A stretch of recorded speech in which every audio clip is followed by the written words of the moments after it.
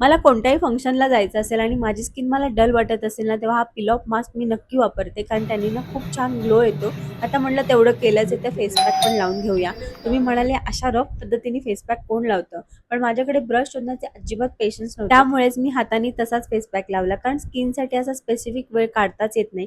घरातली कामं करता करता स्किनकडे पण तेवढंच लक्ष देणं गरजेचं असतं. त्यामुळे घरातली कामं आटपता आटपता मी स्किन केअर करत होती. एकीकडे म्हटलं देवाची भांडी घासून घ्यावी, तोपर्यंत आपला फेस पॅक पण सुकेल. पण कसलं काय तो सुकला नव्हता. म्हटलं जाऊ दे, आता ह्याची नाटकं खूप झाली, म्हणून थोडंसं गुलाब पाणी स्प्रे केलं आणि त्यानंतर पाण्याने मी असं मस्तपैकी चोळून चोळून फेस पॅक काढलेला आहे. मी अशा पद्धतीने जेव्हा धुताना तेव्हा तुमची स्किन अजून ग्लो करते. आणि हा जो फेस पॅक आहे तो ऑइली स्किनसाठी खूप मस्त आहे. तुम्ही बघू शकता, लगेच मला डिफरन्स जाणवतो. मग काय ते केलं आणि जरा थोडासा कॉन्फिडन्स पण वाढतो. मग दिवसभर मला कोलॅबरेशनचे जे काही शूट होते ते मी करून घेतले आणि अक्षरशः मला एका एका दिवसाला कधी कधी 7-7, 8-8 कपडे सुद्धा चेंज करावे लागतात.